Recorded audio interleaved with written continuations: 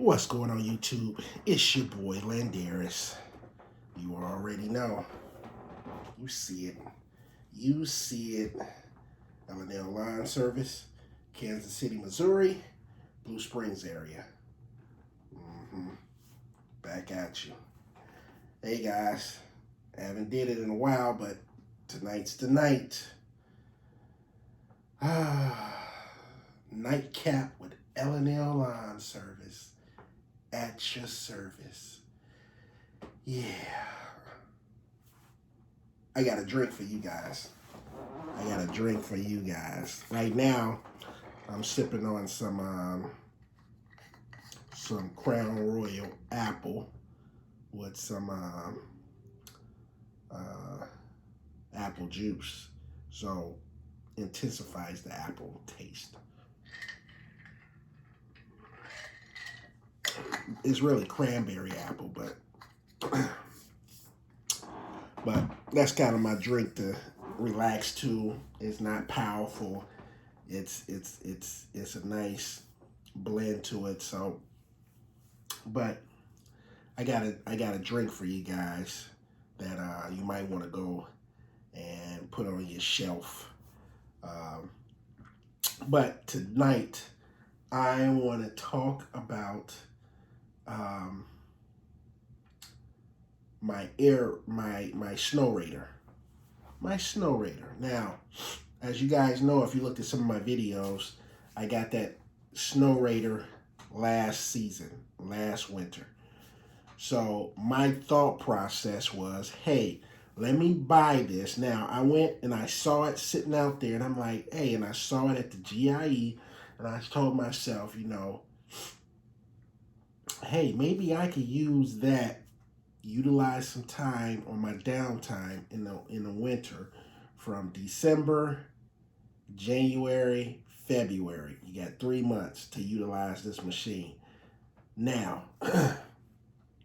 the downfall about utilizing this machine in these 3 months is here in Missouri, they're not really bad winters. I say all in all, if our winters is probably like maybe 2 good snows, some light snow, maybe 2 or 3 times, and that's about it. So you'll look back when the springtime hits and you say, hey, it only snowed about twice. That kind of gave trouble around town and all that stuff, or, a couple of inches or whatever the case is. So it's not harsh winters here or bad snowfalls. So, but when you're looking at the marketing, you're looking at going to the GIE and, the sales pitch and things like that, starts the process of thinking, I need this. And if it's a good salesman, they make it seem like you need this for your business. So I was thinking to myself, how could I make some extra money during the downtime? Because, guys, when it's the downtime, man, I'm going like anxiety is up. I'm bored. I'm trying to figure out what I got to do here, do there. When the spring hits, you constantly moving, you constantly doing things, you constantly getting everything together. You're busy. But the downtime of December, January, and February, it's like, so now you got to find yourself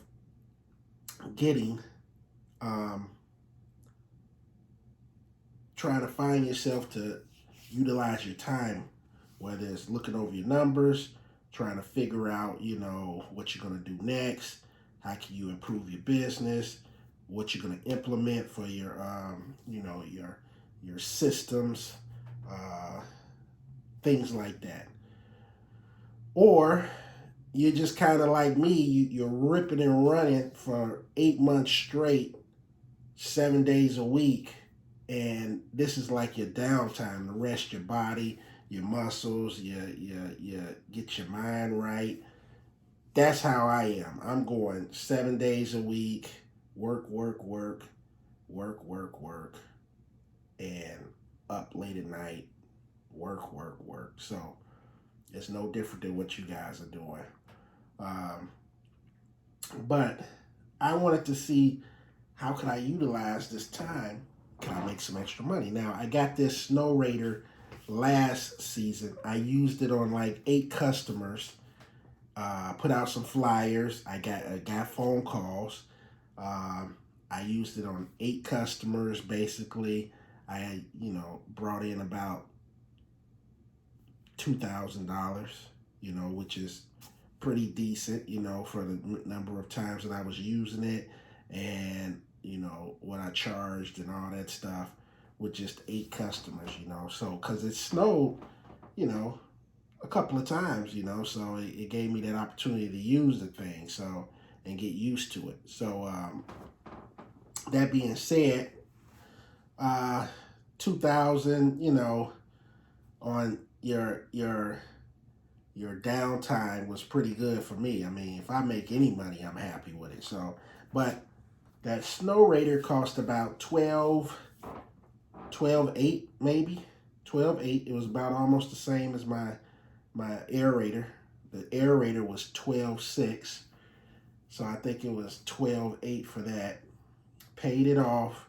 Usually you'll have payments on it, but I just went ahead and just dumped it into the business, paid it off. So now I got a $12,000 machine that's supposed to get utilized at least for the next 3 months. But guys, it only snowed here twice, and once the sun came out, it melted the snow. So we got the rest of February to see if it's going to do anything. And from the looks of it, as far as the weathermen, they say we're probably not going to get hardly no snow in February. So it's kind of a bummer. But you get locked into like the advertising, the going to the GIE, seeing it, and that's kind of what happened to me. I said, man, let me get that. That's going to help me do, but don't feel bad. Don't feel bad if you get a piece of equipment and you feel like you're not using it. It might be the next season, or you might gain traction with your clientele and things like that. You just got to start marketing and pitching it and things like that. So what I might have to do is kind of pitch it where I'm doing like some of my customers, like, hey, I'm adding this into the services, and maybe do a year-round deal. And when it does snow, or they do get, some type of snow on their property, I could come out and take care of them. So maybe I just need to do a package deal with some of my customers where I can still make some money while I'm not doing as much, and still make some money, just in case, But all in all, I did fairly well last year. I brought in, like I said, about $2,000, and I thought that was pretty good. And it snowed, a couple of times good. So I thought it was a success. So this season is like, oh man, it ain't snowed at all. So I'm like, what am I gonna do with this thing? Do I take it back to the dealer and say, hey, you guys want to buy this back? Because I'm sure they'll buy it back. It don't have any hours really on it. I'm sure they'll buy it back, and they'll sell it for a top price, selling it. But Missouri, now, I think I would do better if I was in Iowa, Minnesota, Wisconsin, Chicago, Indiana. Things like those type of places where when it snows, it's a winter. But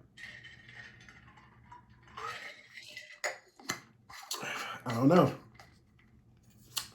But it's all due to the marketing and the sales pitch. So you can't fall victim of that sometimes, because they make it sound so good. Now, don't get me wrong. This piece of equipment is great. It's great. And when it do snow, it moves snow. So There's nothing wrong with the piece of equipment. It's a great piece of equipment. The Snow Raider is a great piece of stand-on equipment that's going to push the snow. But if you're not utilizing it, it makes you feel like you kind of wasted your money. So I got to decide on if I'm going to continue to let it sit, not use it as much, or do I take it back and say, hey, do you guys buy back the piece of equipment or sell it to somebody? I might be able to sell it to somebody that probably can utilize it more than me. Maybe a bigger company, bigger business. Because I've seen some people with the Multi-Force around here that's using it with a bigger company that they probably utilize it better than me because they're doing commercial stuff. So I'm just strictly doing residential driveways and sidewalks at this point in time. So don't get caught up in the marketing. Don't get caught up in your feelings and your emotions that you think. If you got to sit down, run the numbers, and see if it's actually going to work for your business. Now, like I said, if you think it's going to work, man, get the piece of equipment and see if it works. Don't feel bad if you get it and it don't work out. You tried it. You tried to utilize it. If it don't work out, it don't work out. Don't beat yourself up for it. Just figure out a way that you can take that asset, sell it back, or sell it to somebody that actually needs it, or that can utilize it a little bit better. Because if it's not making you no money, it's not making any sense. So that's how I feel about that. But I want to talk about this right here. This right here. This right here.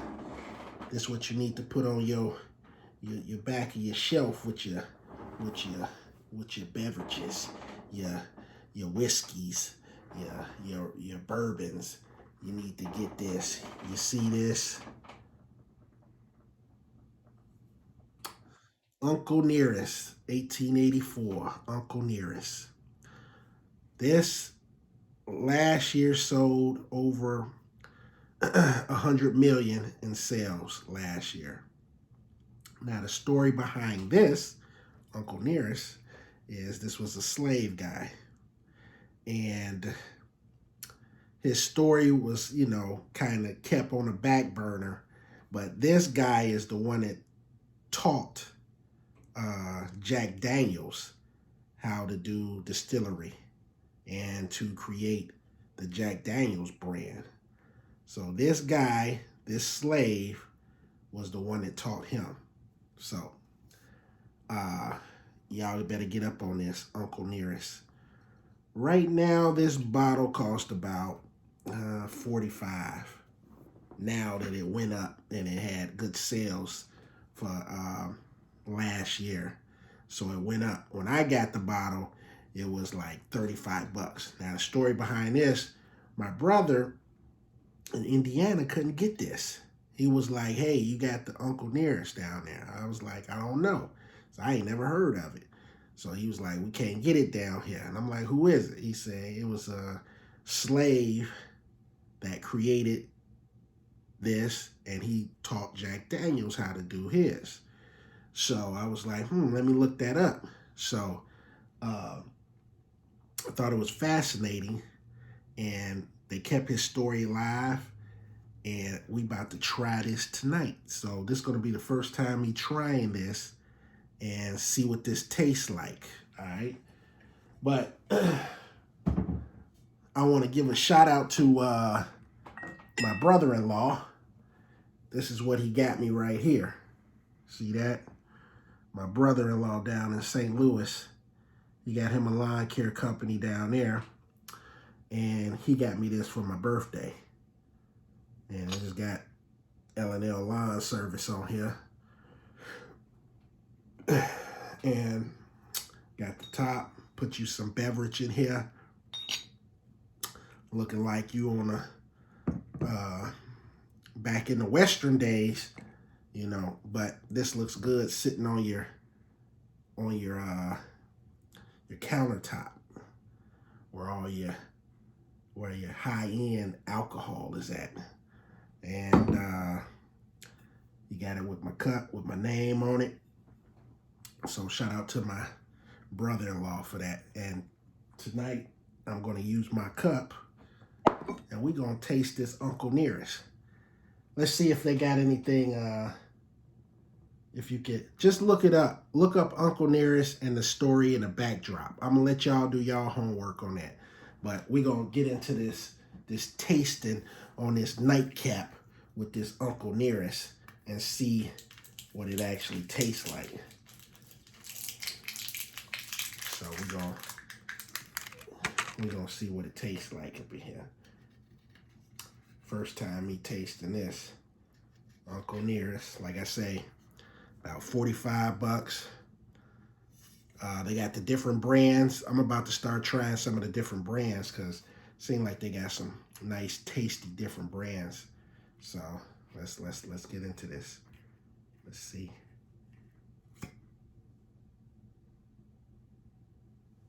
I like to smell that cap.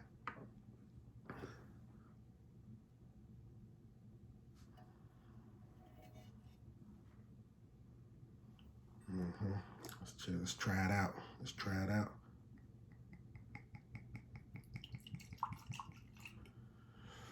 We don't want to get too much up in here. You know what I'm saying? We just want to taste it. I'll let you guys go out and get it yourself so you can taste it. But like I said, the Uncle Nearest, they got different brands, different flavors, higher ends.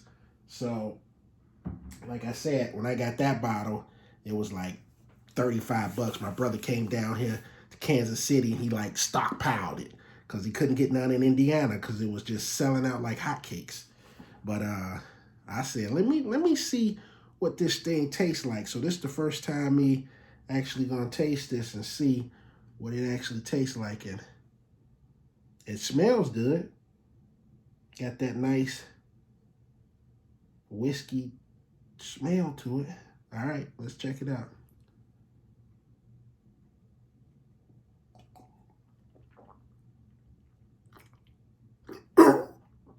Ooh. Woo. Oh.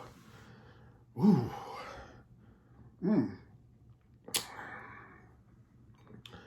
Ooh. Ooh. Woo. That brought some like tears to my eyes. That mug was like strong. Ooh. That mug was like strong first.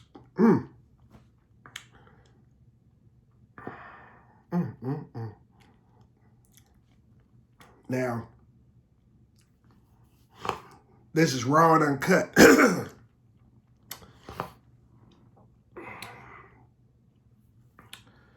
Whew. Now, the mistake I did with this thing just now.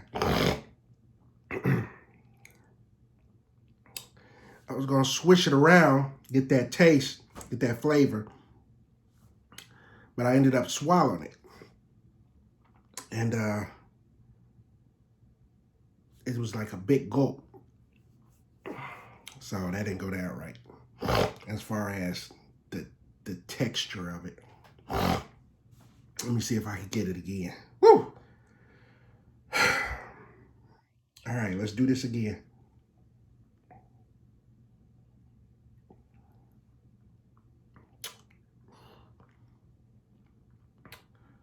It's a smooth taste, but it got that strong going down, boop, and then it'll smooth out. You got a smooth taste going in. When it hits the back of your throat, boom, and then it goes down smooth again. I don't get it. That's what. Whew. Now, either the first time I took that first swallow, I didn't give it time to like just slowly go down. I had a big gulp, so it just went, whoop, and and it just went boom in the back of my throat. And then it went down and smoothed out. But this time, I did it right. Bear with me, guys. This is raw and uncut. This is a nightcap right here for you.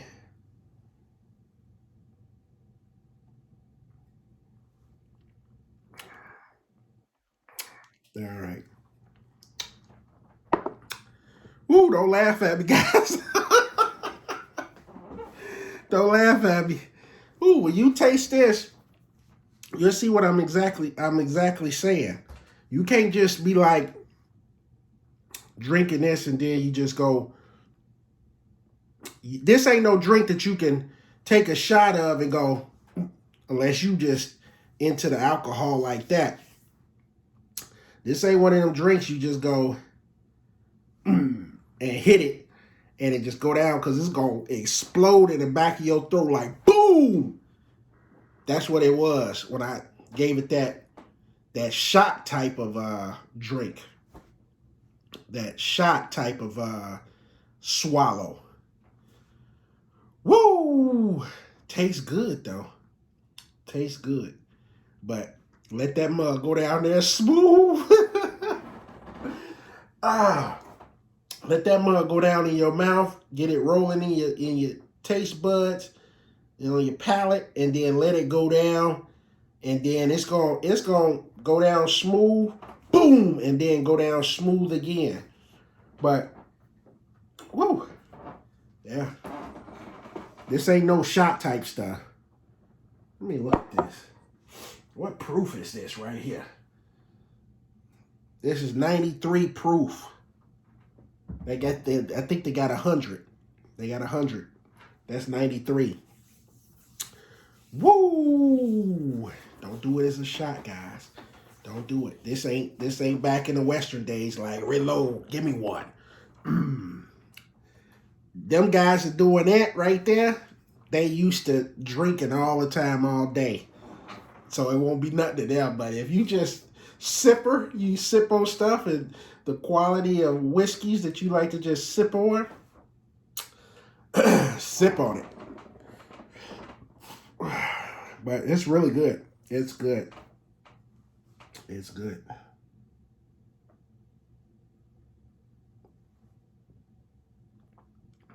See that?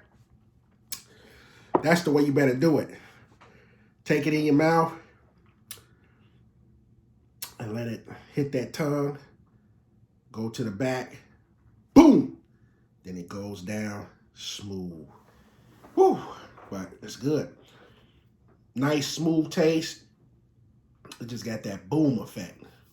That's me personally. You're gonna have to go out and get you some of this. But this guy was a slave that started doing all this, creating his own whiskey and all that, and taught Jack Daniels. So do your homework, check it out. It's the Uncle Nearest. All right, guys. That's my time.